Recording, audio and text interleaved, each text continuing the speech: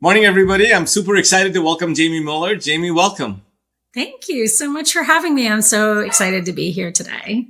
Appreciate it. You have an amazing background, and it's especially in an area, fundraising area, that we haven't spoken to anybody. I've spoken to a few private equity companies, but you're in a very different domain. Yes. And you're doing some great work. But before we get going, it'll be amazing if you'd please take a minute or two and introduce yourself. Oh, sure. Yes, absolutely. So I'm Jamie Mueller. I am the Vice President of Partnerships at Fundraise Up. Fundraise Up is a SaaS company. We just closed our Series B.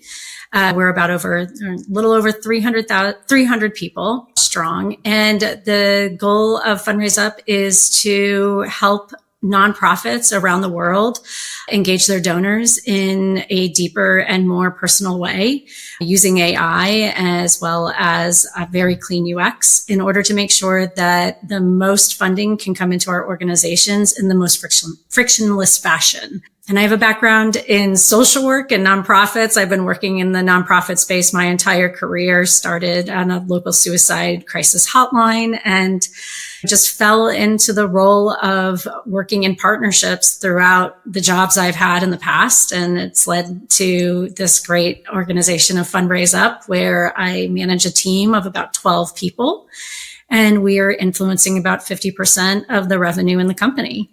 So it's been a great journey. It's been a lot of fun. I'm thoroughly enjoying it. And I'm so grateful to be able to continue to give back to the nonprofit community in this different way. That's amazing. So how did you end up in this role? This role in particular, somebody called and reached out to me and asked me if I'd be interested in it, which is also a very humbling and wonderful experience when you get to a point where people are calling and asking you if you're interested in a job. But as far as partnerships in general, it really started out in developing nonprofit programs that required other nonprofits to get involved. And so I was at United Way Worldwide, where everything we do involves around corporate and nonprofit partnering and with the banks and even federal government in order to ensure that local communities have financial stability, high education standards, and food security. And that led into me starting to work in sales, which ended up being a different way of partnering with people. I was commonly partnering with people to figure out how I could help alleviate pains that they were experiencing in their own companies, how I could help them further their nonprofit missions with technology. And eventually that led into the world of business partnerships, where that's where I get to do every day is I get to work with different companies that have their own business priorities and business goals, and figuring out how do we bring our business goals together with their business goals so that we can both influence and benefit our end customer and hopefully make some social impact in the process through the nonprofits that we're serving together. So maybe you can give us a little bit of overview, because we have a decent sense about the tech market, which is 8 or 9 trillion, different segments and etc. But what about the nonprofit market? How is it structured? Who are the key players, contributors? Of course, you mentioned United Way, and then other organizations are there. So maybe you can paint the landscape a little bit for us to get a sense. Yes, absolutely. So the nonprofit market is made up of about $1 trillion in annual revenue that is being influenced around the world globally today.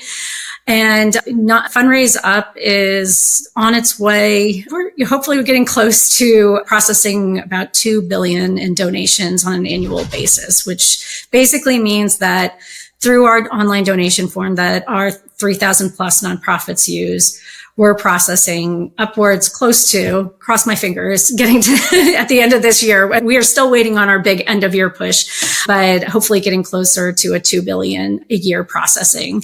So it's a big market. We're still a very small part of it, but there are some major players. There's some public companies and a lot of CRMs that work in the nonprofit space. Some are huge, like Salesforce, Microsoft, HubSpot, and others are smaller. Blackbaud is one of the most commonly publicly traded CRMs in the nonprofit space, but there's probably about 15 to 20 other very small CRMs that support the nonprofit community. And then you have a huge ecosystem of ISV partners and point solutions, and then consultants, fundraising agencies, marketing firms that support the community as well. So it's a very big ecosystem. It's very diverse. And a lot of it stems from, I would say, a market that is probably 5 to 10 years behind most of the other industries that are out there today and in the for-profit side. So it's a lot of catching up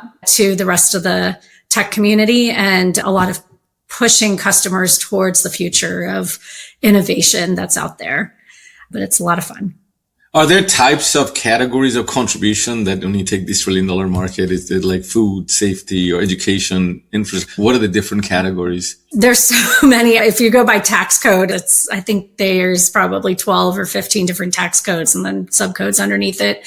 But it ranges. So anything from medical research, higher education institutions, hospital foundations, to your everyday health and human services that ensure that people have financial stability to pay their utility bills during tough times. Whenever your community faces a crisis, it's the nonprofit safety net that's coming to the rescue. So we support the food banks, the homeless shelters, and then others that you wouldn't quite think of as being critical, but there's a nonprofit for everything. There's associations for everything. Stonemasons have their own association. You can go on and on, but the nonprofit community is very large, very diverse in the interest and missions that it serves.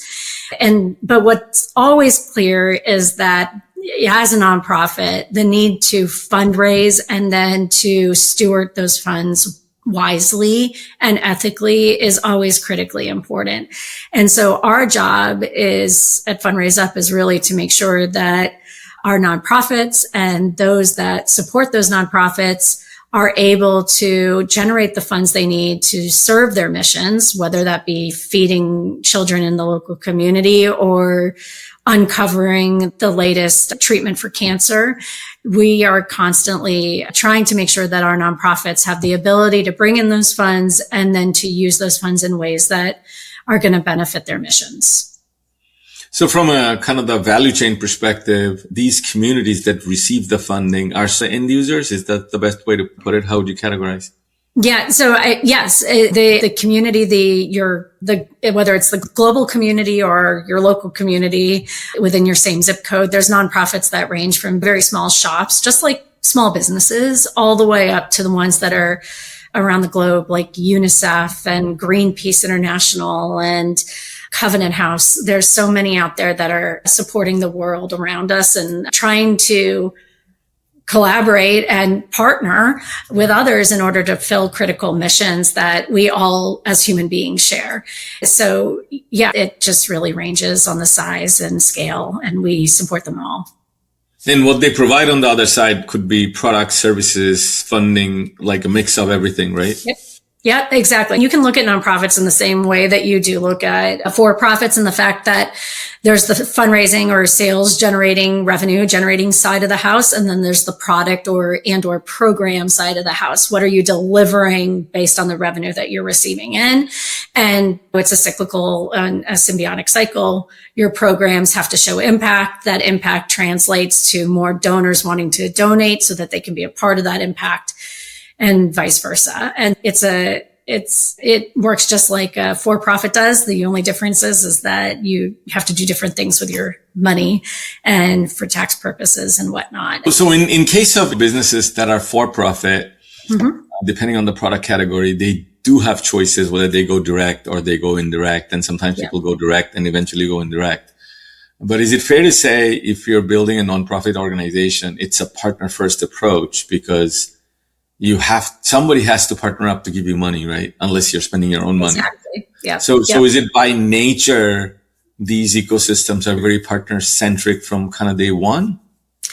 Nonprofits, yes, absolutely. And for us, the way that I look at our role in that is that it's what I call a quadruple win.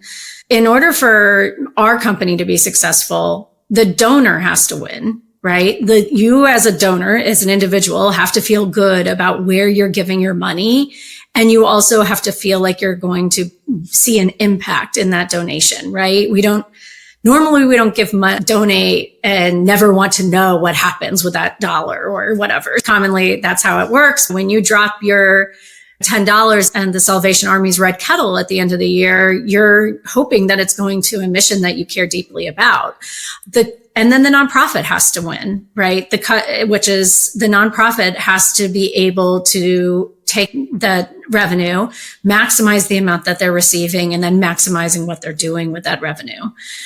The partners have to win. So that includes the customer's partners. So the other entities that surround the nonprofit that rely on them for their services and programs, the foundations and research institutions that are trying to understand how they can stop bad things from happening in the world by nature of the work that the nonprofits are doing. And then our partners have to win, the partners that surround and support the nonprofits through marketing and fundraising consulting and technology services. And only then does Fundraise Up really win, right? Because if those three aren't winning, then we can't win either. Because Fundraise Up is actually based around a transactional model. We don't make any money until our nonprofits make any money, which means that the donors have to be willing to give money. And so it really is a donor, nonprofit, partner, and then Fundraise Up winning cycle that if those other three things don't exist, then our model buckles out from under us. So I think, today, you can't really exist and be profitable and or thrive as a company or as a nonprofit unless you are partnering with others in some form or fashion. And it's an art that I think we take it for granted a lot of the time, but no matter what type of industry you're in, the need to partner with others is absolutely critical and an important strategic skill set to make sure that you're fostering internally with your company. That's amazing. Let's double click a little bit on your organization, Fundraise Up. Tell us a little bit about what is the product, what is your offering, whether there's services component involved, and then we'll double click as a follow-on question, who are your partners, partner types, etc. Yeah. So Fundraise Up, we're a donation platform that helps nonprofits improve their donor conversion. I think we've all been there, right? We've gone to a food bank's website or some sort of nonprofit's website, and we've tried to make that donation. And it's not always the easiest process. You're sometimes having to fill out like a 2-page form. They don't take a digital payment solution. They want you to mail in a check. It just all depends. I've seen it all. And when we're looking at the e-commerce, when we're looking at Amazon and Shopify and Etsy and all these other major companies that are performing e-commerce transactions, millions in a millisecond. How are they doing that? And how are they creating that level of conversion when somebody visits their shop online?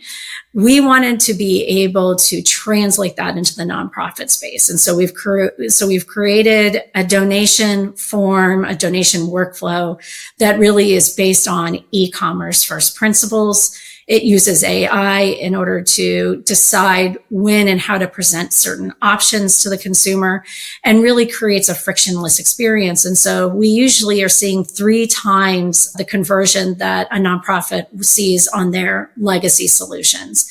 And so we're increasing the amount of money that a nonprofit is bringing in by 3 times the amount, which in turn is making it easier for every nonprofit to fulfill their mission and every partner around them to be able to fulfill theirs as well. And so we operate in the digital fundraising space. We don't do direct mail. We're not a CRM. We do one thing and we do one thing well, and that is make sure that the donor experience is an amazing one and that donors come back and give more and more to the missions that they care about. And what is incorporated in that offering? Do you have social outreach, or what are those components in your product? Yeah, it's actually extremely simple. So we are a checkout form. And so we have about 50 different elements. We have QR codes, campaign links. We have social proof links that can be used. But at the very core of it, we are a point solution that provides a very powerful and well manicured way of donors to be able to get their money to the nonprofits that they care about. And we found incredible success in that. Like I said, we've just completed our Series B. We have grown from 150 people to over 300 in a year. My team has grown from 3 to 12 in a year. And so we're just seeing incredible success. It's really a different approach. Instead of boiling the ocean and finding all these different ways we can enter into the nonprofit market, we've chosen a different path. And that is to really niche in and get very good at one thing and then partner with a huge ecosystem of others that do other things to plug into. So we plug into CRMs, we plug into other volunteer software and event software in order to provide that donor experience in other ways that nonprofits are interacting with their donors around. That's quite amazing. So let's talk a little bit about your partner ecosystem. Then maybe you can talk a little bit about, you talked about the solution, but from a partner perspective, why do they engage with you? What do they see in it? What value do they get out? And then how you target them, you onboard them, we'll go through the life cycle. Sure. Yeah. So I'll start with partner types, right? Like I said, we work with a lot of partner platform, what I call ecosystem partners or accelerators like Salesforce, HubSpot. Stripe is our payment processor partner. We also work with PayPal, Google Pay, Apple Pay, all the pays. And then we work with agencies and consulting firms. So there's a lot of firms out there that specialize in how do you engage your donors in better ways. Just like there's firms out there that help you be better at your customer experience, there are firms that are focused on the donor experience. So we work with them. We also work with system integrators to implement complex technical solutions. So as we know, Salesforce can be a CRM that can take quite a while and a lot of finagling to make work. So we work very closely with them to provide a fundraising solution when a nonprofit is implementing a more complex tech stack. And then we work with complementary solution vendors, platform integrators, and then we are launching a reseller channel in 2026. It'll be mostly focused on those implementation partners and them adding us into their portfolio of solutions that they're recommending to their clients as well. How did the ecosystem part of your business evolve from a historical perspective? I realized, as we discussed, being in this space, you have to have partnership in place. But from a go-to-market wise, how did that element come about? It's a great question. So first of all, I think that we started how most partnership programs start, which is we found the willing, the able, and the interested and the curious, and probably the same amount of hunger. We're an 8-year-old company. So the way partners started out was finding people that believed in our product and that we could believe in as far as their services or their product went. And we found similar value props that we could go to market together with. And so that really is how we started. And so we have a lot of legacy partners that have been with us for the past 7-8 years that have been along our journey. They've been advising us. We've helped them. They've helped us. They've invested in us in certain ways, and we've invested in them in other ways. And so it's been we developed those strong partnerships. And as we grew, we started to look at where did we want to enter into the market? Where were we seeing success? And we started to develop more partnerships in those areas. So as I mentioned, agencies and consulting firms that focus on fundraising, many of them are focused on helping and advising their clients on how do they start to fundraise digitally versus direct mail, which has really been the way that most nonprofits traditionally have raised funds is through the mail. Now we're seeing people don't even know where their checkbook is. So they're going online and they're donating that way. So agencies and consulting firms that focus on fundraising have had to help their organizations evolve, and we've wanted to be a part of that story. And then I would say the next part was finding ways that we could integrate natively in with key CRMs that were holding all this donor information to make sure that the data that was flowing through our checkout experience was getting into a place that could be used in more valuable ways in the future. So after you make a donation, You want to get that thank you letter. You want to get that call from that major gift officer. You want to receive the newsletter every month. We don't do any of that. We needed to partner with a CRM that could help facilitate those longer term relationship experiences that go beyond the scope of our product. So we're really looking at where are our needs, where are our customers' needs, and developing critical strategies for how we enter into those partner markets to meet those demands that our internal company is requiring of us. So if we maybe broadly categorize two pieces, one is technology partners like the CRM or providers that are enabling you to complete the story. But then you have go-to-market partners that you're talking about from the implementation side. What are the rough numbers into those two categories you have today? CRMs, there's not as many CRMs as in other industries. So I would say we have about 20 CRMs that we partner with that kind of help us fulfill those needs. So probably another 50 e-marketing tools that I would put into the same bucket.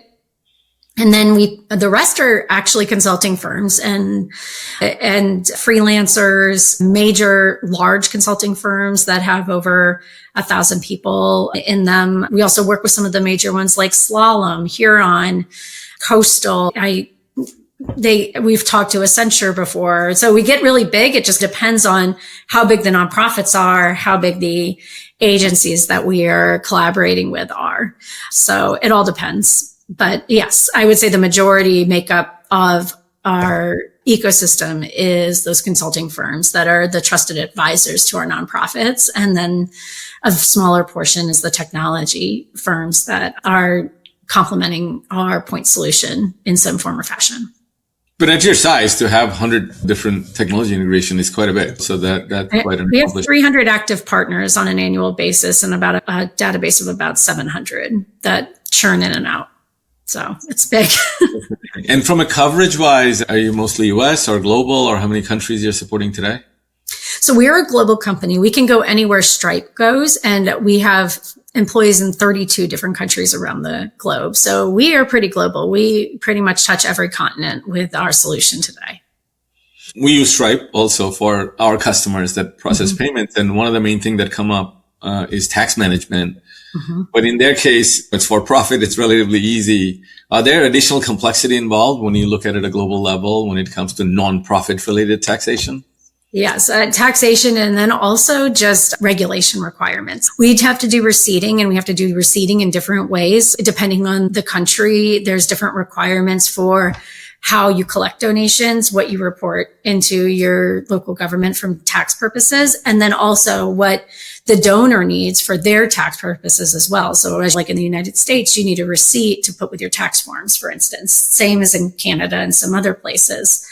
In addition to that, we also have a lot of regulations around the type of donations that can be accepted and from what countries and what those donations can be used for around the world. There are some sanctioned countries where there are certain things that can't be done. There are certain places that you can't collect donations from, or you can't give monetary donations back to.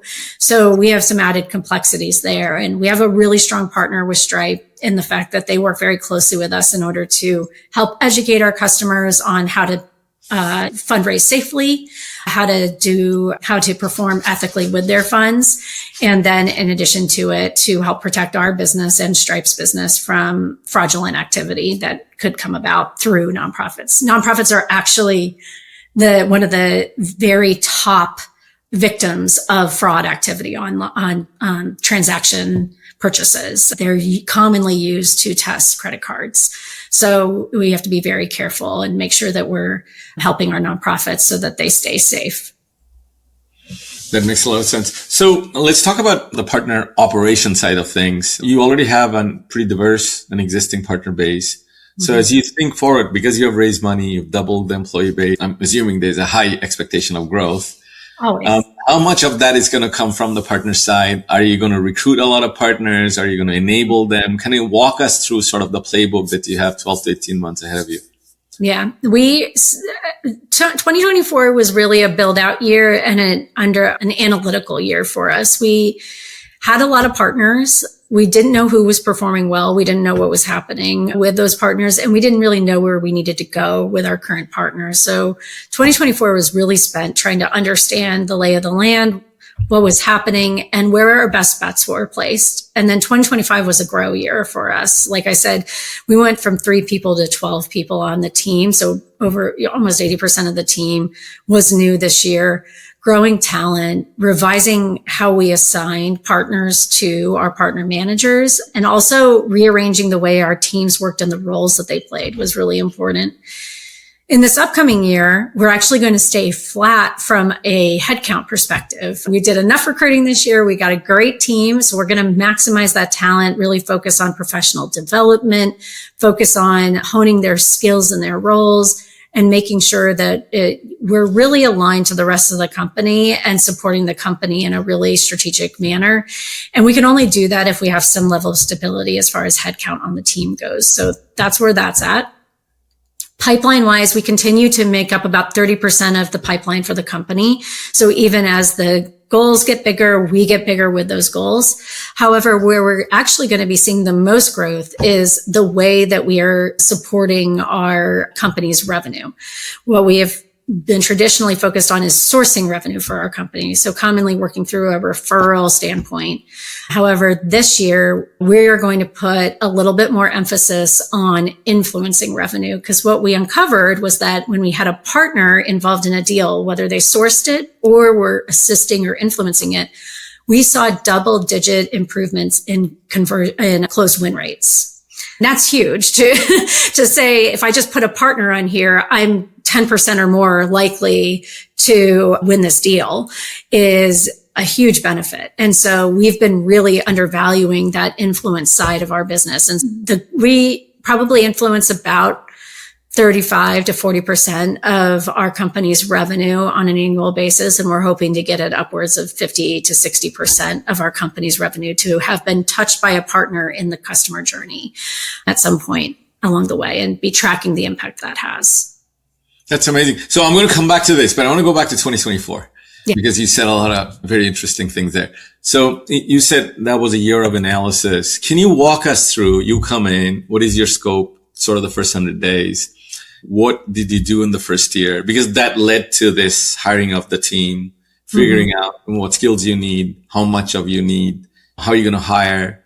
Then now you're focusing on leveraging that, refining go-to-market, optimizing revenue per partners or coverage, etc. So let's go back to 24. We'll come back to 25 and then we'll talk about 26 again. Yeah. So like I said, when we first started our partnership program, it's the traditional maturity model. We were in the transactional phase. We had some really strong partners, but the majority were just, when can you give us a new referral? When can you give us a new referral? And any partner that came through the door, we were treating them the same. With any partner that was offering us any sort of referral, we were treating with white glove service, which is great. However, as you're growing, it becomes an unsustainable way of operating. So what we first did was we worked with our executive team to understand what are the most important things that partners should be doing for us. What do you need from this channel the most? And then we took that information and translated it into performance standards. And then we measured our current partners against those performance standards. So that was how much revenue was being sourced, how much of that referral revenue was converting to potential pipeline, and then how much of it was closing, and the volume, the velocity. All these things were critically important to us being a successful channel for our go-to-market, our revenue team. And so that's where we focused. Once we had those prioritizations, then I really looked at, okay, what type of partners are we looking at? What do they need from us? What is going to help accelerate their performance? How are we going to get them to be 5, 15, 30% greater in value to our company?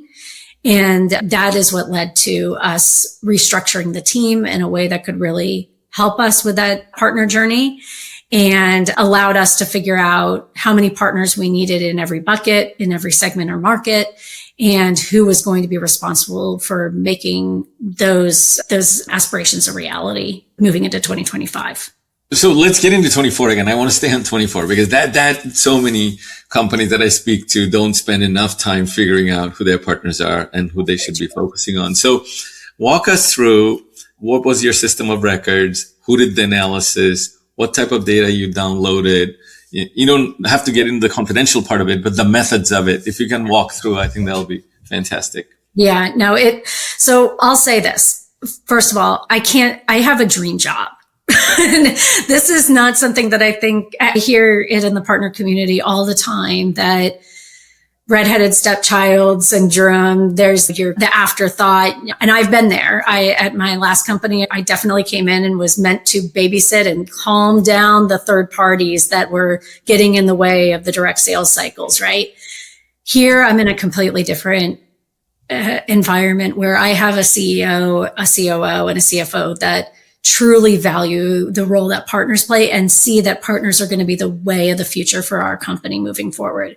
So when I say this I preface this by saying I had a revenue operations a data analytic person that I was able to rely upon to dig deep into data from Tableau, Salesforce, HubSpot, and PartnerStack in order to make these things happen.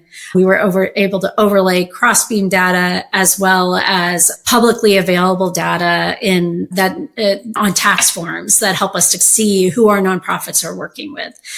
And so we were able to provide all this data, bring it together, and then we cross-referenced it, did a ton of different tables and correlations in order to understand what was driving performance, where was it coming from, where was it hitting, how was it hitting, and then to do some forecasting about, okay, if we added this many partners, or if the same number of partners produced 5% more ACV, or if 5% of the partners increase their volume by one referral every year, what would the difference be? What could we see? And then we prioritized, okay, we think this is a good bet. There's a play we can make here. There's a play we can make there. And that's what helped us to determine, okay, this is how we're going to segment.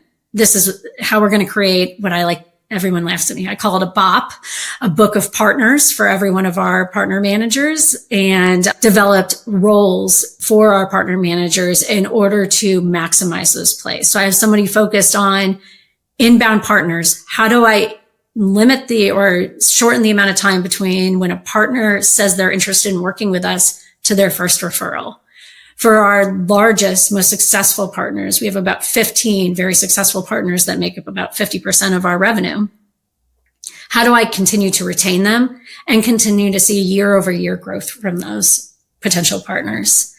And then what are the segments that we need partners in, and where do we need to expand and grow and see more success in new partners that we are targeting and spending time cultivating. And so we have a group of hunters that are going out and finding our critical partners and ensuring that they're brought in effectively and that they're producing revenue quickly for us.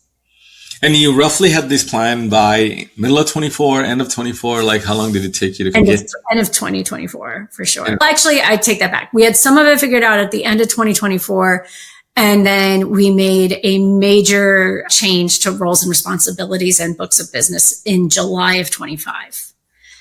And then how did you design the organization, Jamie? Now that you had the swim lanes defined, what was the structure you put together? Yeah, I'll start at the top. So we have one person that we call a partner success manager, and he's responsible for 15 partners that I said make up about 50% of our business. So he has a book of only 15 partners, and his job is to provide white glove service, spend 80% of his time cultivating those partners, getting them engaged in our company in deep ways, referring to those partners, etc. So he's our success manager. And the goal is to continue to push some additional partners into his portfolio and then expand the number of partner success managers we have there. And what kind of activities does he do, around those 15 partners? Yeah, QBRs. He sets up annual goals around co-marketing and through partner marketing activities. He strategizes with them on how they're going to use marketing development funds that our marketing team provides. He sets up meetings with our CEO and our COO and those partners. He ensures that they have access to our product team to ask questions about our roadmap ahead of time. He also works with our customer success team to identify current customers that we could introduce those partners to. And then he answers any support questions they have and strategizes around account mapping and account pursuit when it comes to joint prospects as well.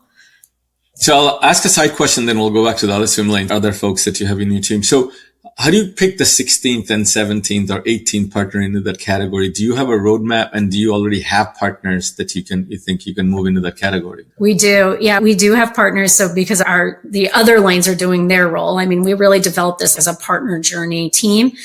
So we do have partners that are going to be moving in. And so what we've created it as a tier system, and at certain tier levels, they have the opportunity to move in, but there's also a longevity aspect to it. So, cause we know there's blips, right? You can have a partner that gets a really great client. They bring it to us. It looks really great. And then we never talk to that partner again. So there's a longevity play that they have to demonstrate, as well as some, I guess you would call them softer demonstrations that are important to us. Do they work well with our teams at the company? Do they have a really strong offering that we can build a joint value prop around? Are they a good thought leader in the space? So we're looking for those that we can bring in that are worth investing that additional resourcing into, not just by nature of the pipeline that they're bringing us or the revenue they're bringing us, but also, are they strong business partners with us? Those are the ones that we're looking at bringing on. And so every July is when we rotate our partners into the different tiers and and reassign partner managers based on their behavior over the last year to 2 years, depending upon the criteria for each partner manager and what they're doing. Makes a lot of sense. So let's go back to the structure. So you have a partner success manager focused on the top 15. Yep. What is the rest of the organization? Yep. And then we have the largest swath is partner managers that are hunters. So these are partner managers that are looking out for partners that are going to help us meet critical goals that we have internally. So we're looking to go into higher ed. So we need partners that are focused on higher ed fundraising. We are doing a little bit more work in the UK. We're going to look for partners in the UK. So that their job is to hunt, cultivate, onboard, get them moving to generate enough revenue to meet their quotas every year. And out of that comes some shining stars over a 1 to 2 year period that we think are worth putting into that success category. And then they go back and hunt some more.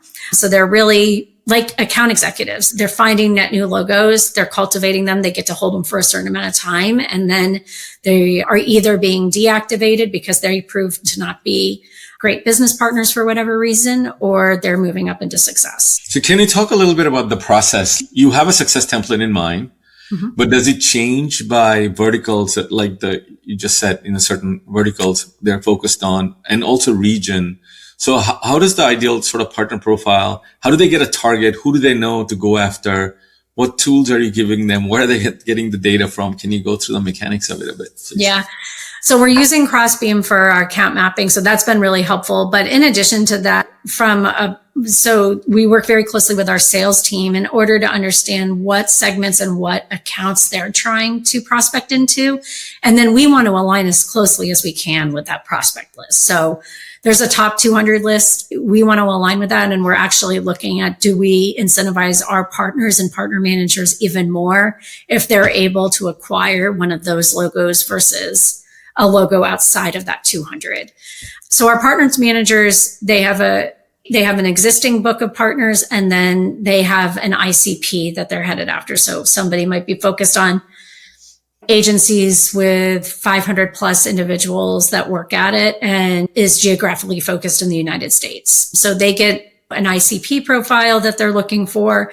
And then partner managers also come with their recommendations, because we hire people that know this business better than we do ourselves. And so I'm always talking to my partner managers, and they're always telling me, I think if we actually honed in on this type of partner, we could see more enterprise level referrals, or whatever the case may be. So it's a conversation back and forth between sales, our data team, and our internal team on what we think is going to be the best approach to meeting the segment and quota goals that we've been given. And do you have a rough sort of an engagement cycle by the time they target somebody? If they had a relationship, that's different. They bring them in. Yeah. Maybe it speeds up the conversation. But if they're going out cold and truly prospecting, trying to get a partner engaged, and by the time the partner signs, and then by the time they produce, what is that cycle? And what is an acceptable cycle? And when you start thinking that it's way outside, it's not going to work here. Yeah, it depends. Obviously, it depends on the size of the partner. And as they go more enterprise level, it takes longer for those relationships to mature and develop into lucrative business. So it really all depends. If they're going in cold, so there's a couple of things is that because we're in partnerships, we're never really going in cold, and it is a smaller market. So somebody always knows somebody. So a lot of the times we're getting introduced. We also have a really strong value prop for our partners that tends to get them to want to engage with us and gets them very curious about working with us. And I can talk a little bit about that as well. But so we really don't have a hard time getting in front of the right partners. We also have a pretty strong reputation in the market that we're in. And a lot of our customers are doing referrals on our behalf to their agencies that they say, you should partner with Fundraise Up. You should get to know them. They are really a great company. As far as onboarding and enablement, that's probably our weakest area, to be perfectly frank. That's something we're going to be investing in heavily in 2026 is our. Why is that? Sure. Well, why is that? Why is that the weakest? Because you've been successful. What's missing in there?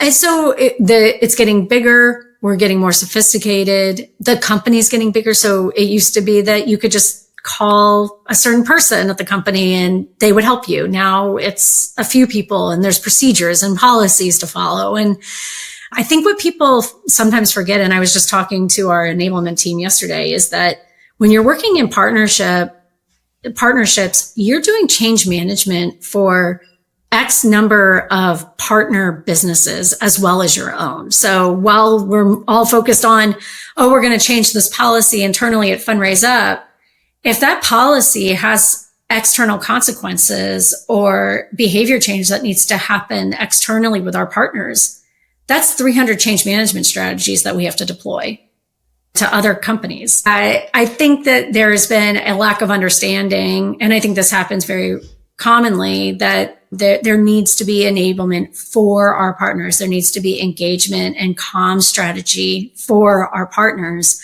because they're extensions of our business. And so I think it's been something that we want to do, but conceptually we didn't have the internal realization that was something that was worth investing in. We thought the partner managers could just do it, but partner managers aren't all great enablement managers. And so we've reached that point, which we're excited about. So I want to come back. We have about 5 more minutes. I want to focus on this big board that got played out big time this year and possibly will be a major driver next year is AI. So when you think about enablement or co-marketing or co-sell, are there specific use cases that you have deployed or planning to deploy from a partner engagement and velocity increase wise? There's a lot that I want to do. I will say we're probably at the very beginning from a partner engagement standpoint. Where we are using it very well is internally. And so what that's relating to, and I think I personally think this is the right place to start, is that we're creating efficiencies internally that are allowing for our partner managers to spend more time externally with our partners developing relationships. So we use Notion AI a lot to develop documents and recommendations and playbooks that we can then deploy. We're using Gong to surface when a person's on a sales discovery call and they mention Salesforce or HubSpot or one of our other partners. We're getting flagged on that so that we can react to it versus having to sort through hours and hours of transcripts and things of that nature. Yeah, go ahead. And on the partner side, when you think about that's internal side, but if there is one specific area, if you had a magic wand, especially when it comes to using Gen AI, do you have a spot that you have in mind for next year? Yes, I have a dream.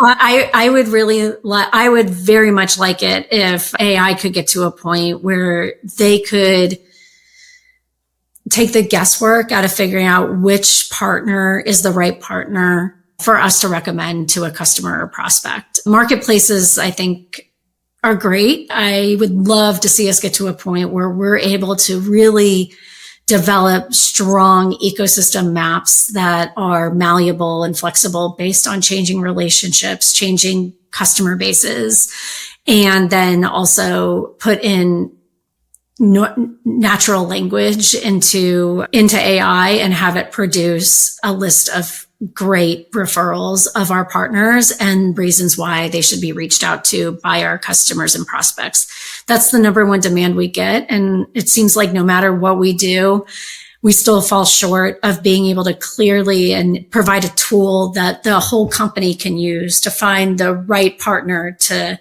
sit alongside their sale or their customer success motion. And I think it's going to be a huge benefit when we can get there. And is it because most of the marketplaces today are tag based? Yeah. So the searching are quite limited versus, and what do you think the partners will have to do to contribute content to your marketplace? Because AI is dependent on data, right? So do you see partners need to augment that database? I don't think so. I think we're getting to a point where search AI is getting so great that I think them keeping their websites up to date, they should concentrate on their own properties. And as long as that's up to date, I think we can extract that. It's that next layer of, again, natural language of describing a problem that a customer has, and having the AI be able to pick up on the nuances of the descriptions or go deeper into the logos that our customers our partners are working with to find those natural fits of where it would make sense to, or which partner would make sense to get an introduction to and why. The why is the biggest thing. Why is this partner the right partner for this problem? And how do they work with Fundraise Up? I think that's what our sales team especially is looking for from us. And I think AI can easily do that. It's just, I haven't found that right solution yet. Amazing. With that, Jamie, I want to thank you. We're going to keep that question open and let's see if one of us or some of us can solve it next week for you. But it's been a pleasure. Thank you for finding the time for us. I appreciate it. Really, thank you. All right. Thank you so much.